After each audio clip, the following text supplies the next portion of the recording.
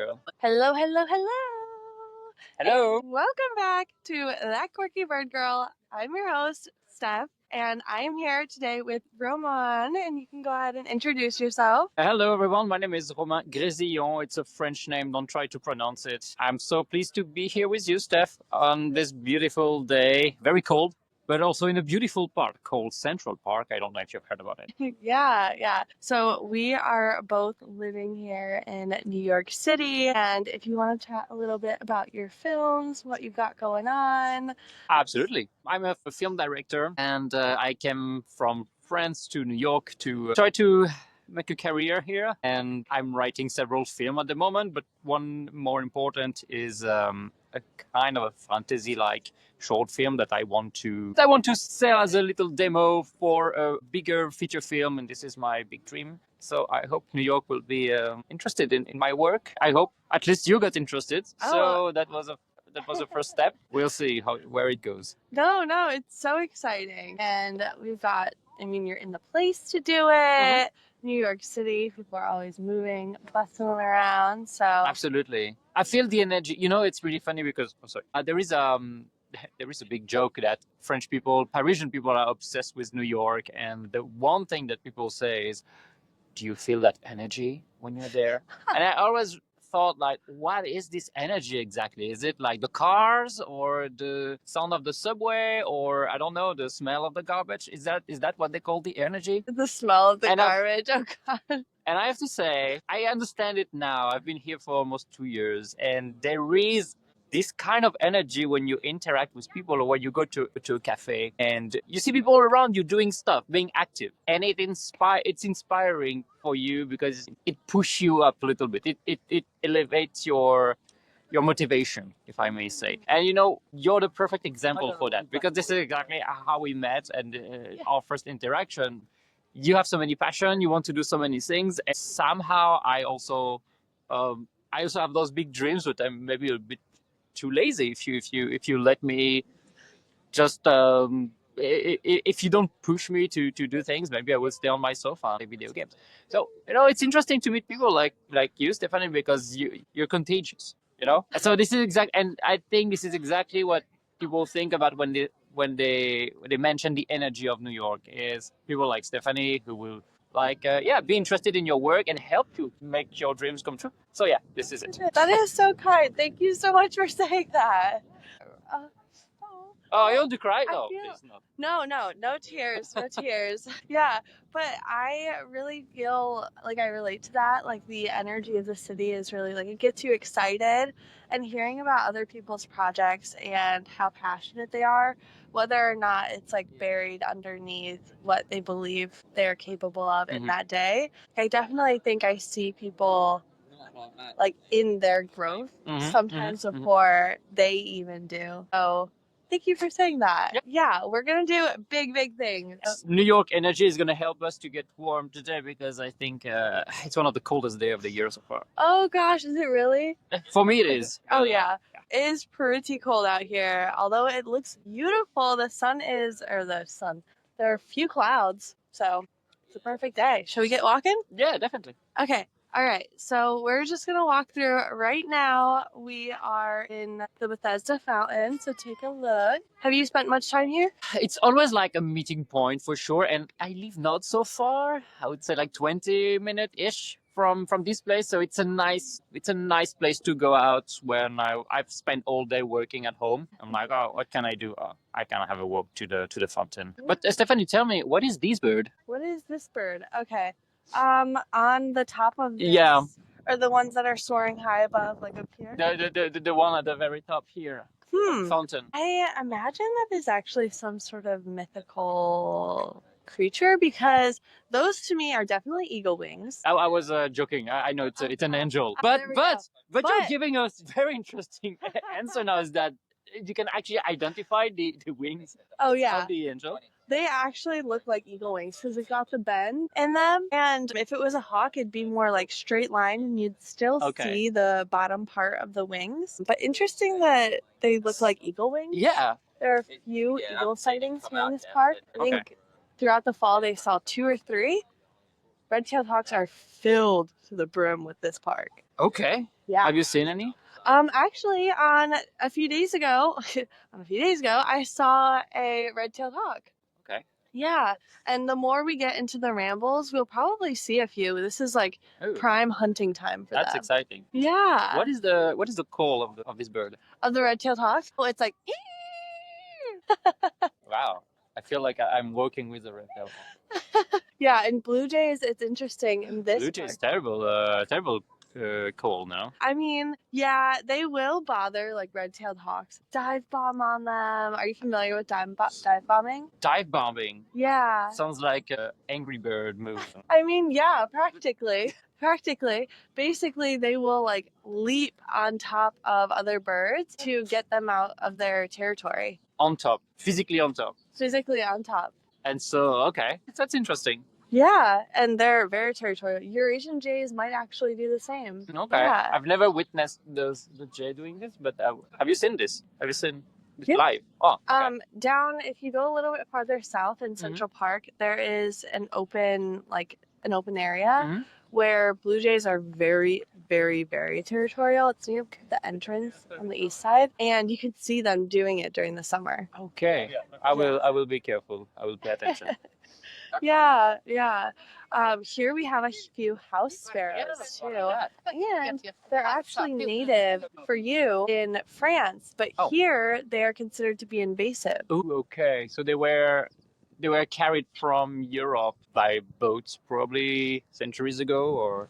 So there was a scientist here in New York City that had moved, and he was missing back home a lot. And he decided, you know what I'm going to do? I'm going to bring birds from back home to here so that I don't feel like I miss home so much. Oh no, homesick scientists just screwing up the whole ecosystem. The whole ecosystem. He brought over I think it was 5 or 6 birds, and now they've spread across the United States all the way down into South America. I mean, it's crazy how one person decision can actually influence the whole ecosystem and change the balance of it. And he actually released them here in Central Park. So wow. So this is the home base of the original American, how do you call them? House sparrows. House sparrows. Okay. Yes. And he also brought over European starlings, which are those blackbirds that make the electric noise.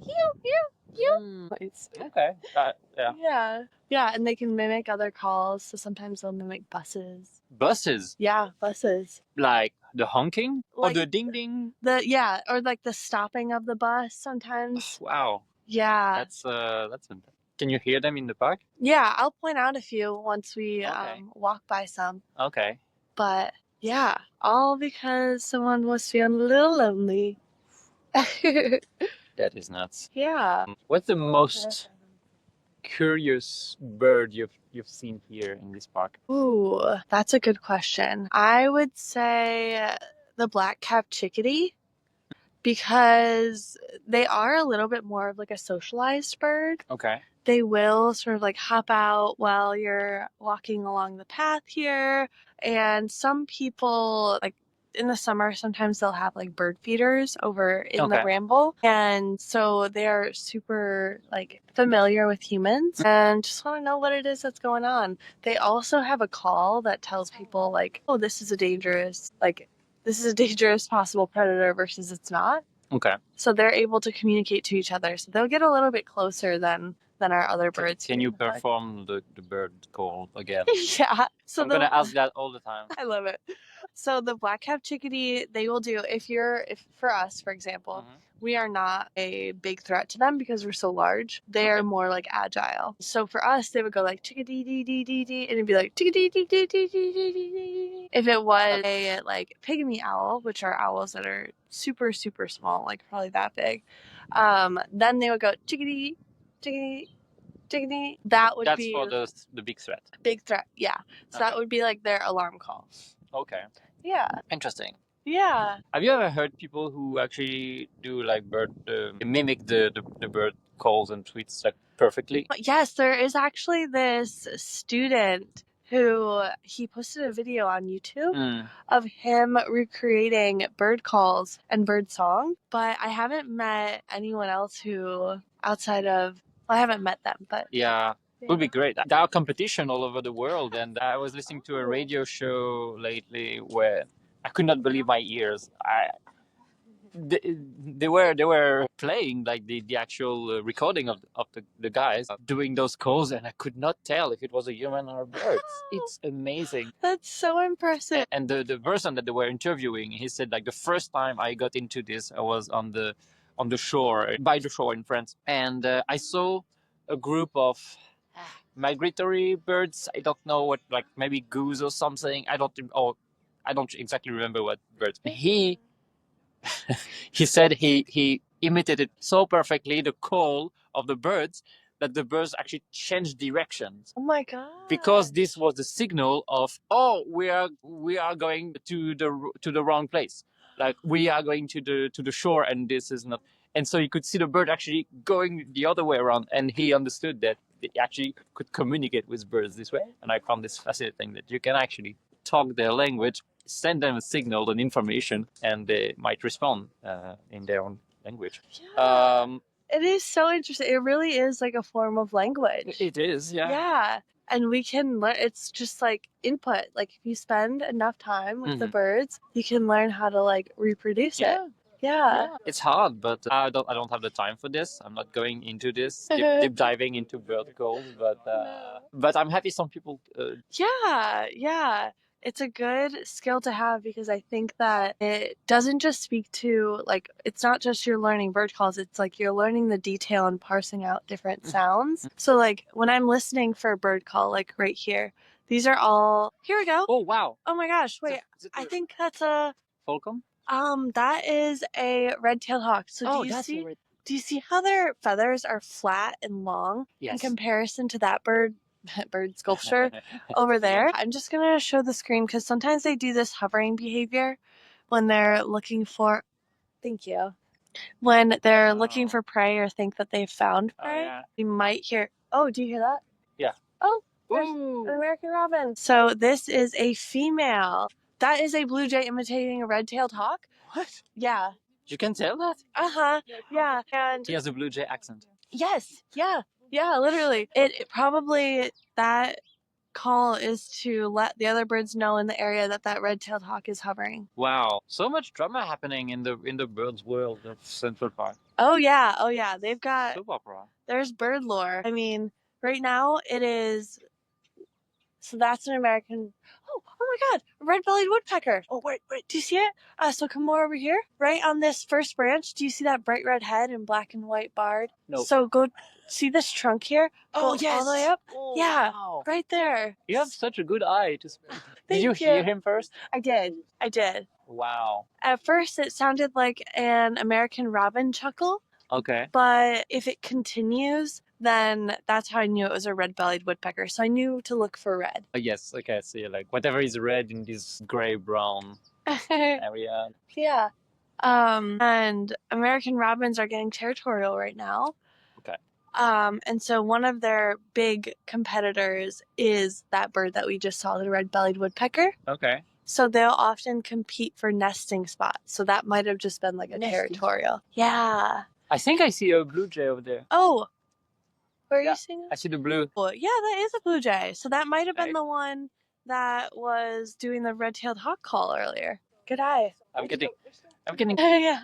And then there's another house sparrow. Females, though. All females. There's a male. So they have completely different plumages. So the male will have this like bright black pattern on his breast, and then he'll have brown throughout his back, different shades of brown, and then he'll have a gray belly, whereas the females are going to be all over brown, and they'll get like a little bit lighter around their neck, but they're mostly brown throughout. But that black patch on the males helps them signify or show their like pod or their community who is the more dominant male. So there are like nuances in that black patch that we can't see. The bigger the patch, the more dominant is the male? The darker the patch. The darker, okay. Mm-hmm.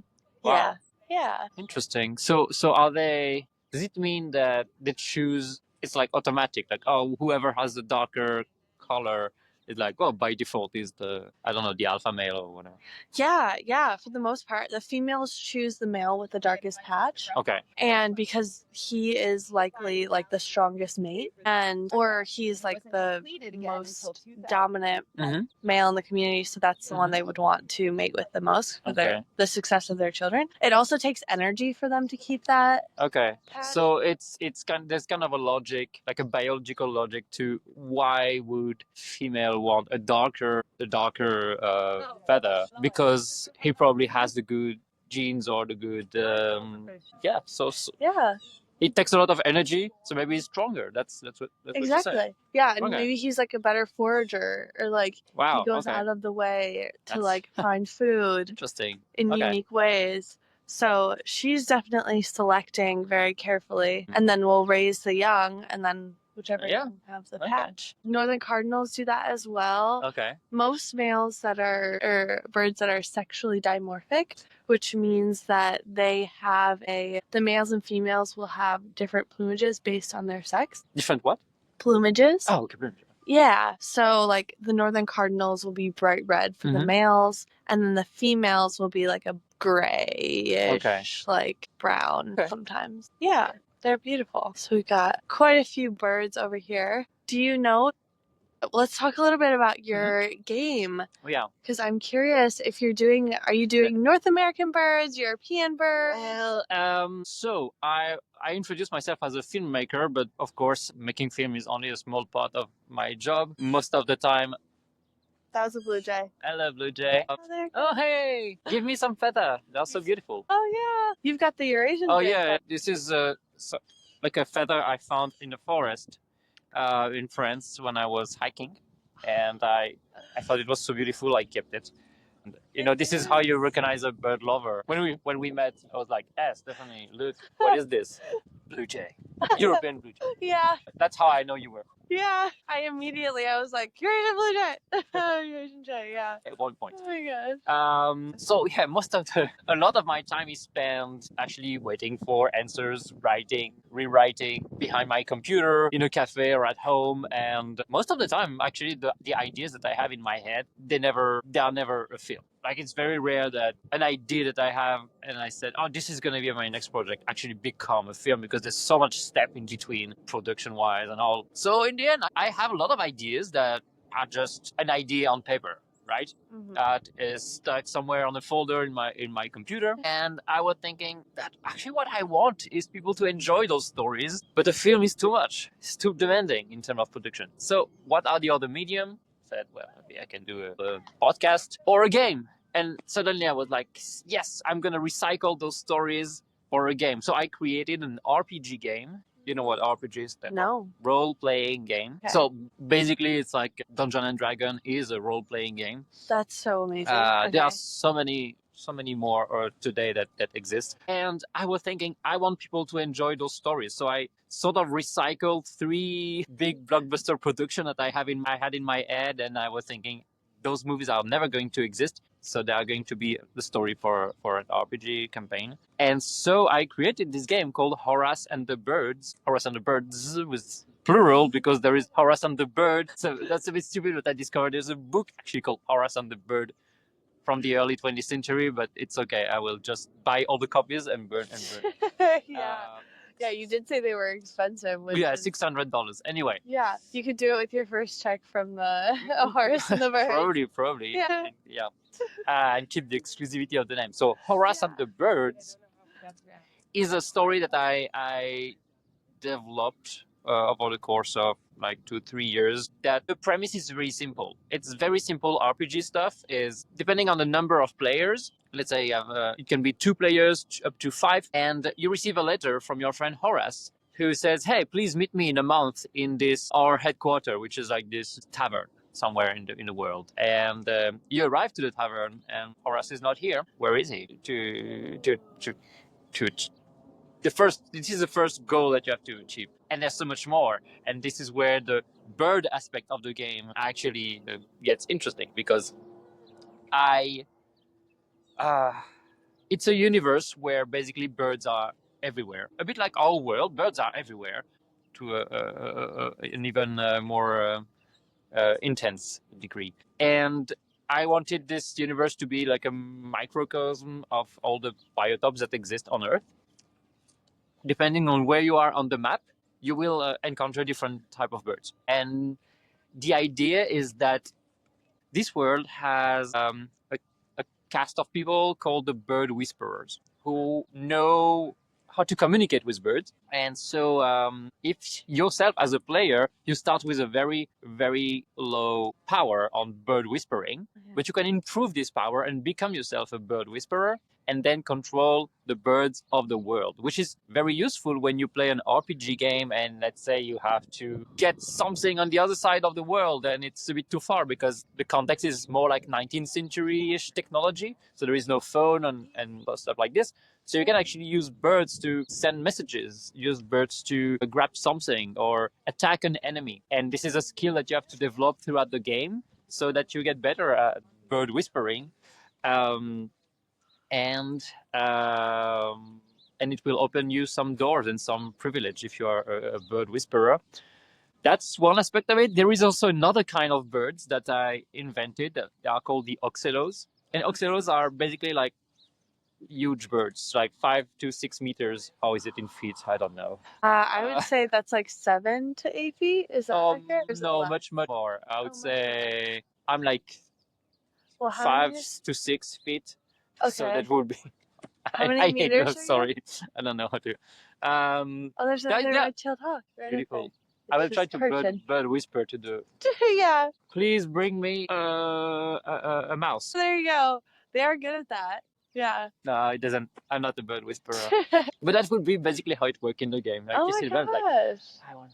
You're like, I need this for. Is it like they could bring you stuff to like make potions? Yeah, Is that for the vibe? example, Okay. and but it could also because birds are not here to serve us, so it's more like an exchange, you know. And if you are bad to birds, you can actually lose As you points. should. And yes, of course. So every good interaction with birds give you points to increase your bird whispering score. And so the oxelo, they are basically the size of a giraffe. So there are big birds, and every birds that are in the game that we know here on Earth, in our universe, exist in the shape of an oxelo in this game too. Gosh, so there's like a mythical side. Exactly. I that was the premise. That was my main idea, and I was like, this is so cool, and this is the concept, and I want to develop more around it. So I had to create a whole history and mythology around those birds. Like, why are they here? How did the culture evolve around them? Because they are the most present animal in this universe. And of course, people grew around birds. So they were the central element of the culture. And from that, I had to imagine like how did city evolve from this interaction with birds? How did the culture, like the artistic production evolve also? If the bird is your central god in a way, I would say that the population in this land, they have certain belief, but the birds, the oxelos, were supposed to be the messengers between the human and the gods, which is actually something I took from Greek mythology, that the birds at one point were connectors between messengers. The more you talk about it, the more excited I get. No, like really. I'm like, oh my god, this is so exciting. The side where you can be creative and like make up not make up, but like lean into like Greek mythology, or also just like be building from what we have today. You said there's some reference, but also like you don't necessarily have any like bounds. You can that's a blue jay mimicking a red-tailed hawk again. Like you can throw a Eurasian jay in there. You know? Exactly. Like that is so cool. Yeah, and visually it's also very nice because you want what is important is that you create those mental image for the players, and using birds and big birds like oxelo is like it's a very cool image, you know. It's a very cool design setting, and because birds are so diverse, all their colors and all their different calls and all, you can create also different culture and different art and craft or whatever.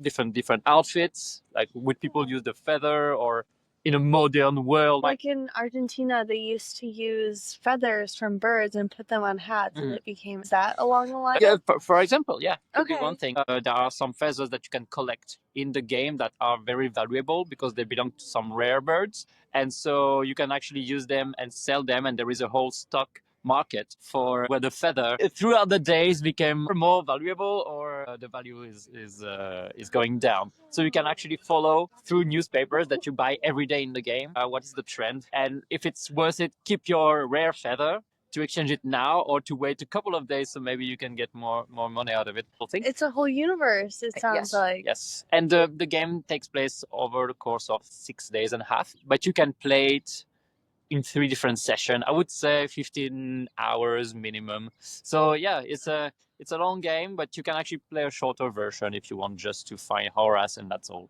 And what if you wanted to play it for longer? Then I will write some other stories, of course. You But could have like expansion packs. exactly. Yeah. That's my plan.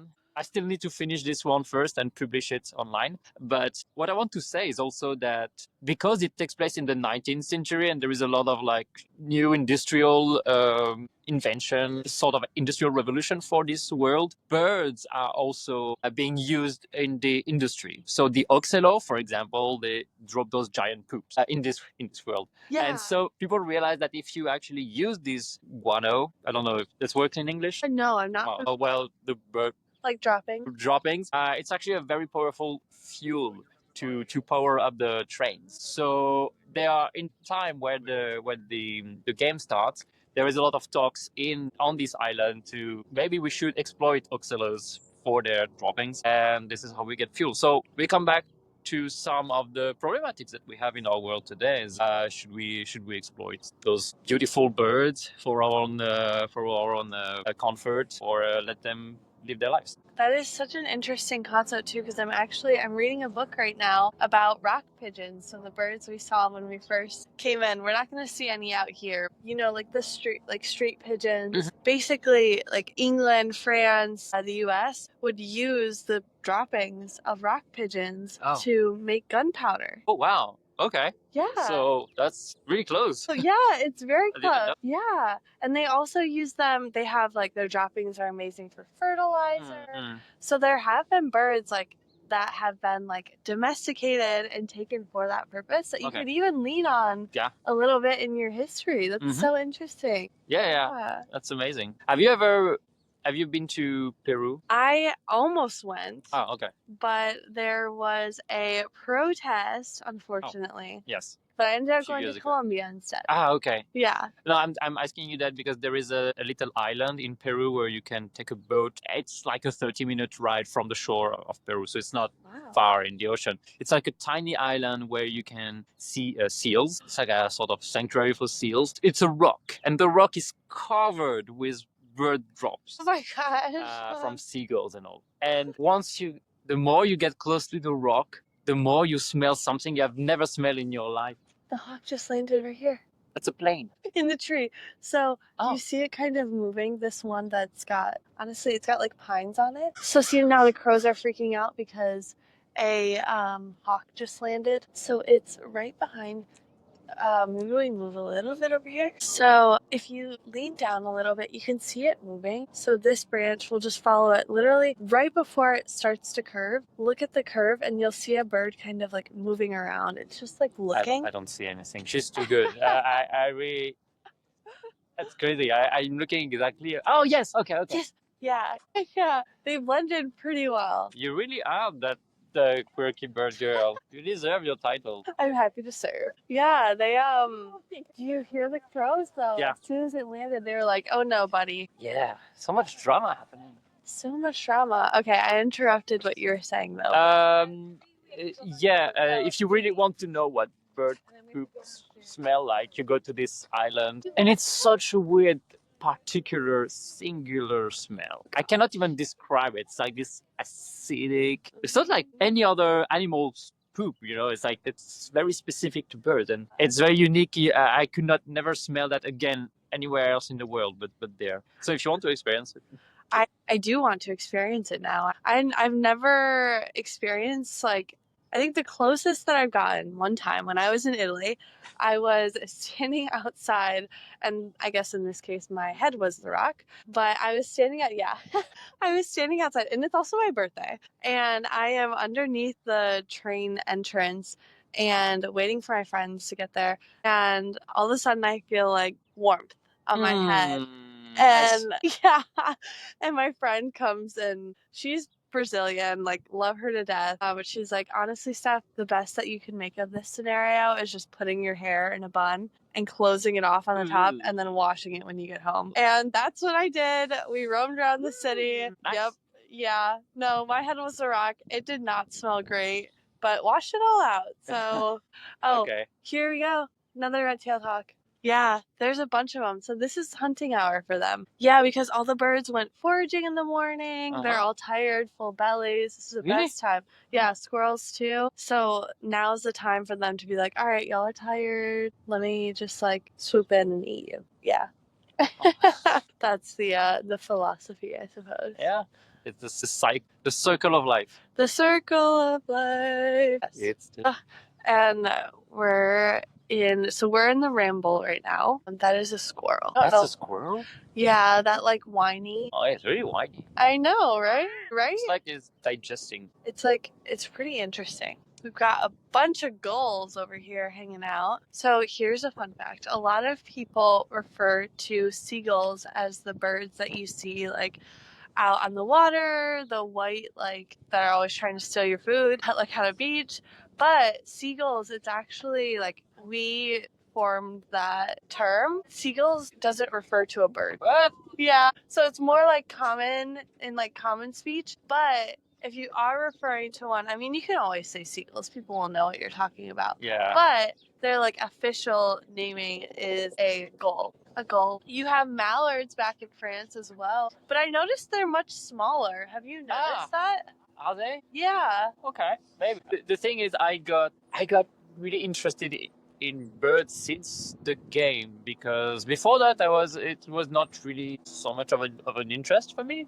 But since I wanted to actually write things that were accurate, and I was describing different birds from all the different biotopes, I was thinking, well, better writing something that maybe if I write about the birds, maybe you have different capacities. So if you want to ask a bird to do something, it should be inspired by what the bird is actually like, what their personality is. I read more about birds, I read books.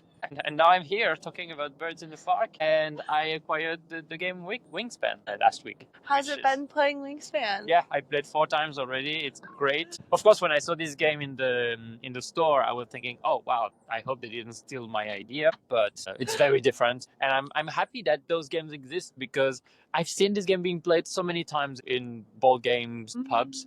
You know, it's very popular. I heard a lot of people speaking about it. So I was thinking, oh, okay, this might be one of those good games, because there's so many games being released now all the time that it's hard to choose one to really focus on. And since it looks really beautiful, the illustration are beautiful watercolor. And you can learn so much about birds, because what I like is that on the cards they actually tell you like little trivia about birds. They tell you also the characteristic of the birds, like how many eggs can they hold in their nest, what the size, what is the actual wingspan. And so yeah, I learned a lot from it, and this is kind of what I would like the players to have also when they play my game, is that by the end they have learned a thing or two about birds. That would be great. It's not the main objective, of course, but Yeah. it's there. If they want to, it's there. So, Yeah. And they can enjoy it in a way that, like, I don't know, something I appreciated about Wingspan too, and likely your game I will as well, but it's the low pressure of learning. It makes the process of learning about birds. I was first getting started, and even sometimes when I'm out here, there are things that I'm going to come across that I don't know. There are migratory birds coming through New York City all of the time. And so often I feel like there can be an expectation that you do know everything. But with games like that and games like the premise of yours, it makes learning fun. Yeah. And takes away the pressure. And you can relay those same experiences onto ones that you're having like outside. So you get to like make the process one that works for you. I think that's amazing. Yeah. And it's so cool that you're taking like the actual qualities of birds and what they're good at. Yeah. And using that to like empower the game. Yeah, it's adding some more dimension to. There's another red-bellied woodpecker. So do you see this squiggly tree? Oh, there you go. Yeah. Do you see it? Yeah. So we're looking at a red-bellied woodpecker in a tree right now. It is territorial scene. Is it true? But I actually tried to check if that was real or not. But people say that woodpecker can put their tongue inside, roll the tongue inside their head and surround their brain, so that when they actually dig up the wood, their brain is protected. It's like it creates like a sort of a helmet. Yeah.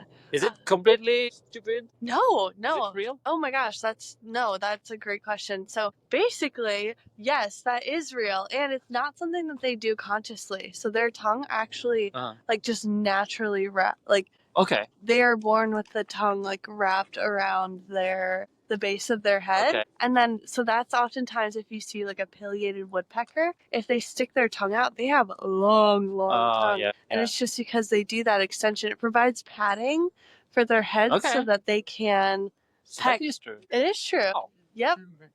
It is true. Yeah. Do they use the tongue to get insects then? Yes. Yeah. Yep. They can also use it for that. They're pretty good at it, I will say. Particularly pileated woodpeckers. People often in my lives will ask, like, "Oh, how do I get a woodpecker to stop pecking at my house?" And I'm like, you ask him gently. I know. Like, unfortunately, they love dead trees. So your home, if it's made of dead trees. Are people really disturbed by this? They are. Oh my God. And there are people who will take to removing the. So that's unfortunate. Remove the tree or remove the bird? No, the bird. Oh wow. Yeah. Poor bird. Yeah, poor bird. They're just doing what they know, you know? Yeah. Well, I made 3 short films so far. I'm working on the 4th one. One of my films took place in prehistoric time, 20,000 years BC. 20,000 years BC. And before I made this film, I made a short demo pilot with one actor dressed properly in a forest. Yeah, I actually added some birds noise in the background and all, and I released it on some forum specialized in this period of time, prehistoric time, 20,000 BC. Yeah. And I love the people of this community because they are very, very picky, of course, because that's the period that they know, that they've studied, and that they love to comment on. And so one of the comments was, "What the hell is this bird noise doing in this film? Like 20,000 years ago, first of all, this forest didn't look like this at all. It's impossible to have those birds. I don't know what they were, maybe like just sparrows and all." And so people yelled at me on the phone saying like, "This is not accurate. This Oh no. cannot be 20,000 years ago." But I was happy because it's exactly the kind of feedback that I wanted, because for the actual film I wanted the people who knew about this time period to be at least not angry. Yeah. To just say, yeah, why not? I can see how this could be 20,000 years ago. So there was no bird call in the real film, so that I would not make the mistake. And I thought it was kind of fun that, of course, 99.99% of the person who watched this film will never pick on the bird call. I will, but I wouldn't pick on it. Would you know about like bird call 20,000 years ago though? Yes. Yeah. Yeah. Oh wow. Yeah. So you would have been this person. I probably wouldn't have been like, "Why did you choose this one?" I would have given like, "Hey, this is a list of birds that were around during that time." That's amazing. Yeah, and then, you know what? I actually love this because I wanted to be fair to our ancestors and to the nature. Yeah. And for example, you could not be. You know why you could not be in this forest 20,000 years ago? Why not? Because we're in the middle of the ice age. And so you have to imagine that Europe, because my film took place in Europe at this time, was actually more like tundra or taiga. So something you would see in Siberia or something like this. Stellar sea eagle. No, if you were in the tundra, you would see a stellar sea eagle. I love those birds. Any chance, I'll just pop a picture For those of you watching the video, they're like one of my favorite birds. Okay, sorry, yours. So you would see this bird, but no, like I don't know the name in English. But those trees, What's the name in French? like the platan or any of those trees would not exist in this in the environment of 20,000 years Europe. Yeah, because it'd be so cold. Yeah. So the only trees that I could feature in the film were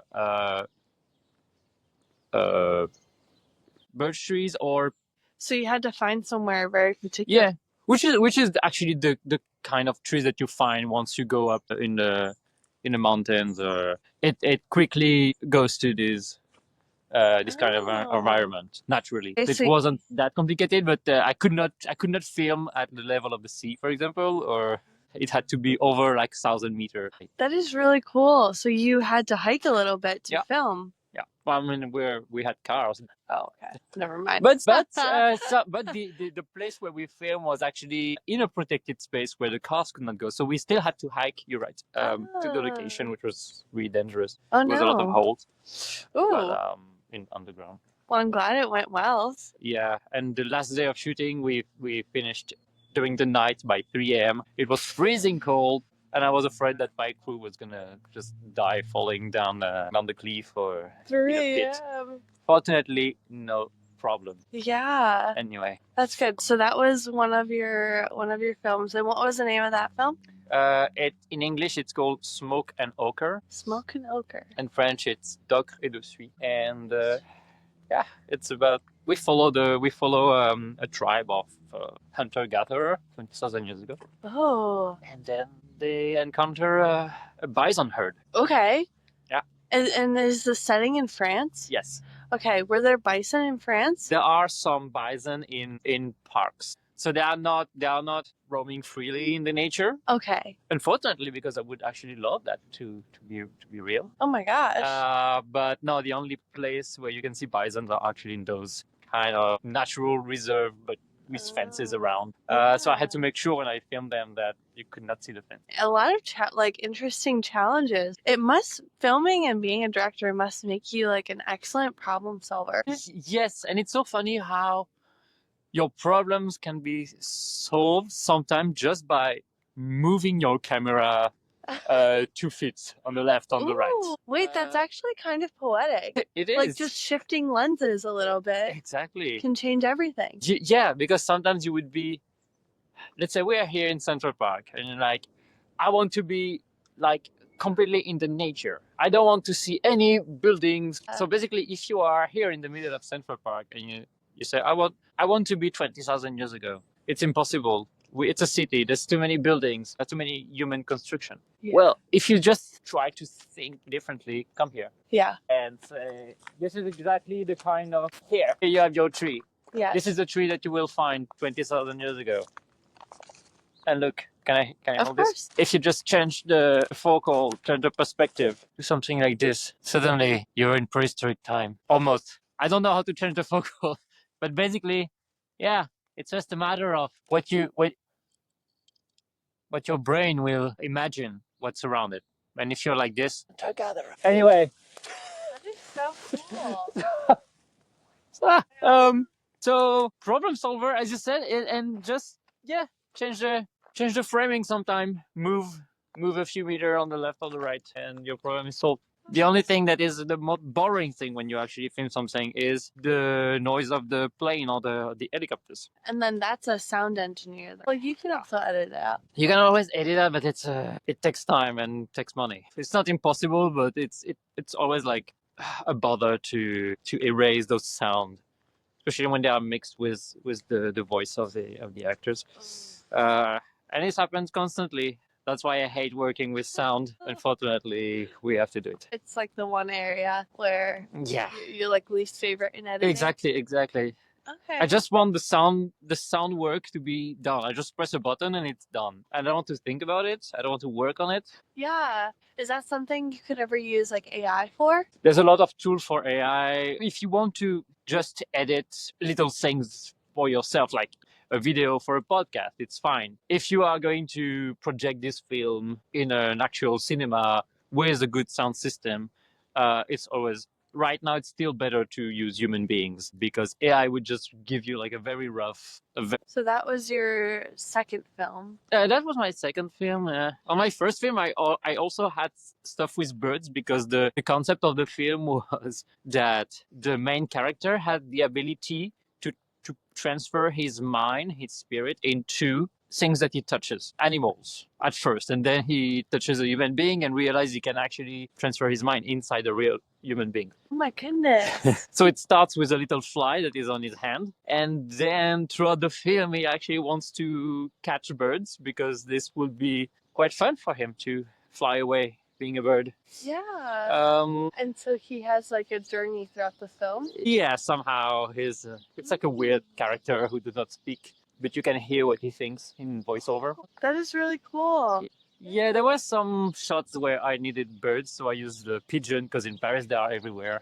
Oh, well, you might see some up here in a second too. Of the rock pigeon. Well, you're working on a film right now. Is there anything you want to share about that film or excitement building up towards that? Kind of exciting. Sorry. I'm kind of excited now because I think I found the perfect location for it, which is on not Roosevelt, Governor Island in New York. I've been doing some location scouting and I'm looking for a very particular set, which is brick, all in brick houses, central area more or less, where I can do like a 2 minutes traveling shot backwards and do not see any like modern New Yorky construction. Because again, like many of my stories, the setting is this sort of undefined, really location. It's like an undetermined place. It's not really the United States or France. It's more like a I want to say a remote village, town, somewhere we don't know where, but with a lot of bricks everywhere. It's not so difficult because New York has a lot of bricks. North America has a lot of bricks in general, so that's okay. Yeah. But the problem is more like I didn't want cars. I didn't want skyscrapers with like glass look. Yeah. And if you haven't been to Governor Island, really have you been? I went once, yeah. There is a I think a bird watching stuff over there, right? They do bird tours over there, Okay. and they also have the NYC Bird Alliance. So it's amazing. I didn't even think of it, but that sounds like from what you shared about the location you're looking for, seems like it would be perfect. Yeah, and they have a lot of empty historical building in bricks, which is amazing because this way I will not disturb anybody because I hate disturbing people and saying, excuse me, we are making a film, can you move on the side, can you stop doing what you're doing right now? I hate that. Yeah. Governor Island is so empty that it's great. It's the perfect place. All right, well, I can't wait to hear more about it. Maybe as you're filming, we'll do another episode and chat about what that's looking like for you. It will be my pleasure. All right. Thank you so much. Yeah, thank you for joining. We'll link his socials down on the description of this episode. If you have any question about the exciting work that Romain is doing, feel free to reach out to him or myself. Throw a comment with any questions that you've got, and I'll be sure they make it to him. Thank you. And if you want to know more about Horace and the birds, you can write to me. I'll be happy to share any information and to let you know whenever the game is ready to be played. I've already played twice with friends, and I'm looking for more players also. So who knows if some of you are interested, we can. I mean, I always do live gameplay, so we can talk more about that. We will talk. Yes. Okay, everyone. All right, stay tuned for more. I will see you all lovely, lovely people soon. Have an amazing day. Bye.